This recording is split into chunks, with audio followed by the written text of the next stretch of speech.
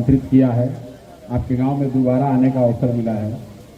इससे पहले चुनाव से पहले एक बार मैं आया था और चुनाव पर तो कोई चर्चा है नहीं, सब लोग तो यहाँ विद्वाने बैठा हुआ है।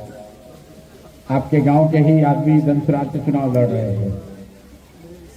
लोगों ने हमको 2-3 साल कहा कि भैया क्या करें, बिहार में तो हम लोग के पास विकल्प नहीं है। अगर विकल्प होता तो हम लोग कभी लालू के डर से नीतीश भाजपा और भाजपा के डर से लालू को वोट नहीं देते। 3 बरस हम लोगों ने कोशिश की, लोगों को समझाया, जो हो बन पड़ा वो किया, अपने हिसाब से ठीक लोगों को गांव से निकाल कर अच्छे लोगों को टिकट भी दिया, लेकिन लोगों को नहीं चाहिए। कम से कम इस चुनाव में तो यही दिखा कि लोगों को अच्छा नहीं चाहिए। लोग जैसे चल रहा है व्यवस्था वैसे चलाते रहना चाहते हैं। अब जैसे ही चुनाव खत्म हुआ लोग फिर कह रहा है अरे भैया बड़ा भ्रष्टाचार हो गया, जल्दी आवाज उठाइए, आंदोलन कीजिए। धान नहीं जाए कितना बिकाया होगा, 1600 में बिक रहा होगा। धान कितना में बेचे? 1600 की कम में? कम में। तो धान का दाम है 2300 और आप बेच रहे हैं 1600 में। और अपने आप को सब लोग बहुत होशियार भी समझते हैं।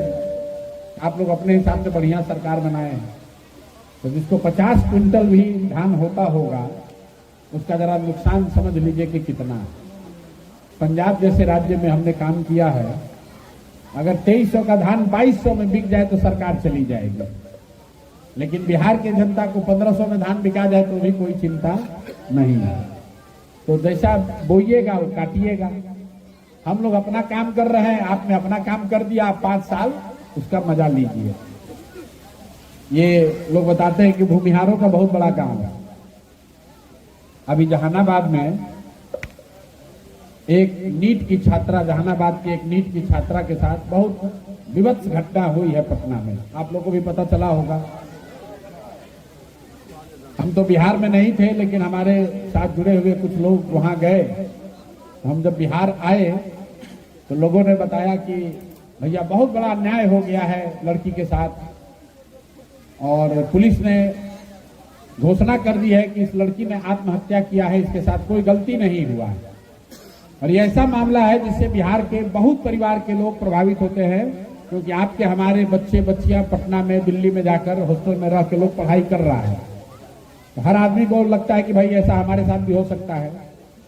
जिस लड़की के साथ ये दुर्घटना हुई है, बहुत साधारण परिवार की, बहुत गरीब घर की लड़की है, और पिछले साल आपको पता होगा, हम क्या बताएंगे, पिछले साल उसका नीट में एडमिशन हो गया था, 335 रैंक शायद आया था। तो उस लड़की ने कहा कि हम 1 साल और मेहनत करेंगे, हमारा रैंक अच्छा हो जाएगा तो हमको और बढ़िया कॉलेज में एडमिशन हो जाएगा। हम जब उनके घर गए तो पिताजी तो ज्यादा पढ़े लिखे नहीं है, क्लर्क वगैरह है। माताजी ने उनके एक बात कहा, आपने शायद वीडियो में देखा भी होगा, कि हम घास गढ़ने वाले हैं लेकिन देह नहीं बेचते हैं, भैया हमारा किसी तरह हमारे बच्चे के साथ न्याय कराइए। जब जनसुराज और प्रशांत किशोर गए हैं तब एसआईटी का गठन हुआ, तब 2 पुलिस अफसर सस्पेंड किए गए, और ये दबाव है लोगों का। अब लोग जान रहे हैं तो सीबीआई को भेजा है। लेकिन महत्वपूर्ण बात दूसरी है, कितने भूमिहार विधायक लोग जीत कर गए हैं बिहार में? ना भूमिहार विधायक लोग कितना जीता है भैया? कै गो? कोई 23 बता रहा है, कोई 25 बता रहा है, 28। अभी बिहार का डिप्टी सीएम कौन है? आप ही के समाज के एक व्यक्ति हैं। बिहार का डीजीपी कौन है? वो भी आप ही के समाज के आदमी हैं। पटना एसएसपी कौन है? वो भी आप ही के समाज का आदमी है। और उस लड़की को आज तक न्याय नहीं मिला। तो जब जात के नाम पर आप भैया वोट दिए, अब जरा पूछिए कि कहां गई जात? कोई उसकी मदद करने के लिए नहीं खड़ा हुआ। किसी को दम नहीं है, क्योंकि हर आदमी चाहता है कि हमारा एमएलए, हमारा मिनिस्टरशिप कहीं ऐसा ना कि किसी को बुरा लग जाए। कहां गया समाज? और ये अपने आप को मजबूत कहने वाले समाज की ये हालत है। समझिए किसी दलित बच्ची के साथ, किसी अति पिछड़ा समाज के बच्ची के साथ, मुसलमान समाज के बच्ची के साथ कोई दुर्घटना हो जाए तो कोई पूछने वाला नहीं। तो जनसुराज की इतना ही फायदा है कि आपको, हमको, बिहार में लोगों को पता है कि भैया बहुत आफत पड़ेगा तो कुछ हो चाहे नहीं, जनसुराज के पास जाएंगे तो ये लोग आवाज उठाएगा। उतना हम आपको वादा पहले भी किए हैं, वो बात अभी भी कह रहे हैं। लोकतंत्र में विकल्प होना जरूरी है। हम लोग को सीट मिले ना मिले, 1 करोड़ लोगों से, 1 करोड़ से ज्यादा बुजुर्गों को, विधवाओं को, दिव्यांगों को 1100 रुपया पेंशन मिल रहा है। ये जनसुराज का डर है कि 10-10 हजार रुपया में लोगों सरकार को वोट खरीदना पड़ा, वरना जंगल राज का भय ही काफी था, उसी पर आप वोट दे देते। मेरे भाई विकल्प रखिए। आप घर बनाते हैं, खिड़की दरवाजा के साथ रोशनदान बनाकर रखते हैं, विकल्प नहीं रखिएगा तो आपका भला नहीं होगा। जनसुराज नहीं अच्छा लगता है, दूसरे के साथ रहिए, लेकिन विकल्प होना जरूरी है। तो कई लोग हमको ये भी सलाह दे रहा, भैया गठबंधन कीजिए। जिस दिन जनसुराज ने गठबंधन कर लिया तो आपका विकल्प खत्म हो गया। तो एक तीसरी लकीर अगर बढ़े, इसको मजबूत कीजिएगा, बड़ा कीजिएगा, तो आज नहीं तो कल इसका फायदा आपको होगा। सरकार पर एक नकेल है, बैल बहुत मजबूत होता है लेकिन उसका जो नाथ होता है वो छोटा ही होता है। जितना मजबूत बैल है उसका नाथ बहुत छोटा ही होता है। तो जनसुराज वही सरकार पर नकेल है। तो 5 साल हम लोग को और कुछ नहीं करना है, लेकिन सरकार की ओर से बहुत बड़ी कोई जाप्ती हो जाए, कोई गलत हो जाए, तो आप ये यकीन रखिए कि जनसुराज अपनी पूरी ताकत के साथ आपके लिए, आपके समाज के लिए, आपके गांव के लिए खड़ा होगा, जहां तक बन पड़ेगा। हम लोग तो सरकार में नहीं है, लेकिन जिसको आपने सरकार में बैठाया है भैया, भ्रष्टाचार नहीं रुकने वाला। ब्लॉक में, थाना में पैसा जो लग रहा था वो लगेगा ही लगेगा। जमीन के दाखिल खारिज में पैसा आप दीजिएगा ही दीजिएगा। यूरिया ब्लैक में बिकेगा और धान आपको 2300 में बेचने का जीवन में कभी सुकून नहीं मिलने वाला है। और आप में से जो लोग गरीब हैं, आपके बच्चों को बाहर रोजगार के लिए जाना ही पड़ेगा, कोई सुविधा नहीं मिलने वाली है, क्योंकि आपने तय किया है कि भैया हमको यही चाहिए। जो बोइएगा वही काटिएगा।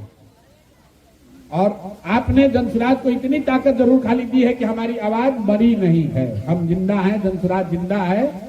उतना आपने कर दिया है तो हम आपके साथ उतनी ताकत से बिल्कुल लगे रहेंगे, ईमानदारी से। आपको घबराने की जरूरत नहीं है। सरकार आप पर कोई ज्यादती नहीं कर पाएगी, लेकिन आपका बहुत अच्छा करने की स्थिति में हम लोग नहीं है, क्योंकि हमारे पास वो ताकत ही नहीं है।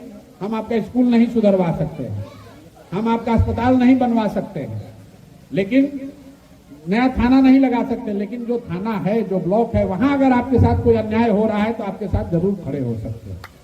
क्योंकि अस्पताल बनाने का, स्कूल चलाने का, सड़क बनाने का काम आपने उसना चावल खिलाने वाले मोदी जी को दिया है। उसना चावल और अरवा चावल के नाम पर आपने वोट बेचा है। मेरे भाई, अभी से भी आपको यही, अभी आप में से कुछ पढ़े लिखे लोग हैं, आप खबर पढ़ रहे होंगे कि गुजरात अहमदाबाद में कॉमनवेल्थ गेम होने जा रहा है। वो बहुत बड़ी खबर नहीं है। कॉमनवेल्थ गेम पहले दिल्ली में भी हुआ था, इस बार अहमदाबाद में हो रहा है। लेकिन बड़ी खबर यह है कि अब भारत की ओर से ओलंपिक होस्ट करने के लिए, जो आज तक हुआ नहीं है, भारत में ओलंपिक ऑर्गेनाइज करने की कोशिश की जा रही है। और ओलंपिक अगर मिल गया, अगर मिला भारत को मौका, तो ओलंपिक कहां होगा? अहमदाबाद में होगा। आपको क्यों बता रहे हैं कि बिहार में कहां होगा? भाई बिहार तो रेसे में नहीं, अहमदाबाद में होगा। ये आपको क्यों बता रहे हैं? क्योंकि जब ओलंपिक, अगर भगवान ने चाहा, अच्छी बात है, देश को मौका मिले, ओलंपिक हो वहां। आपको इसलिए बता रहे हैं कि लिख लीजिए, अगर ओलंपिक भारत में अहमदाबाद में हुआ तो अहमदाबाद में बनने वाले स्टेडियम्स में सबसे बड़े मजदूरों की संख्या बिहारियों की होगी। उस ओलंपिक में भाषण देंगे मोदी जी, आप उस ओलंपिक में ईटा ढोएगा बिहार का लड़का, आपका, हमारा भाई भतीजा। जय बिहार। लिख लीजिए, आपके बच्चे उसमें खेलने नहीं जाएंगे, मेडल जीतने नहीं जाएंगे। तो जो ओलंपिक गांव बनेगा, वो बनाने वाले मजदूर जो होंगे वो बिहार के होंगे, क्योंकि हम लोगों ने तय किया भैया हमारा यही कीमत है। उसना चावल खाएंगे, मोदी जी को जिताएंगे, नीतीश का मजाक उड़ाएंगे, लेकिन एनडीए को ही दबाकर वोट देंगे। तो भैया जो बोओगे वो काटोगे। बाकी प्रशांत किशोर की जिंदगी जैसे है वैसे चल रही है। हम आपको छोड़कर, बिहार को छोड़कर कहीं नहीं जाने वाले हैं।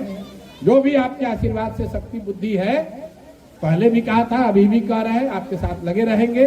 कोई अन्याय नहीं होना चाहिए, आपके ऊपर वाले के हाथ में है। लेकिन अगर कुछ भगवान ना करे आपके साथ कुछ त्रासदी गलती हो जाए, तो आप ये मानकर चलिए कि दंशराज के तरफ से आपके साथ कोई खड़ा होने वाला, आपके साथ कंधा लगाने वाला कोई भाई कोई बेटा आपके साथ है। बहुत बहुत धन्यवाद।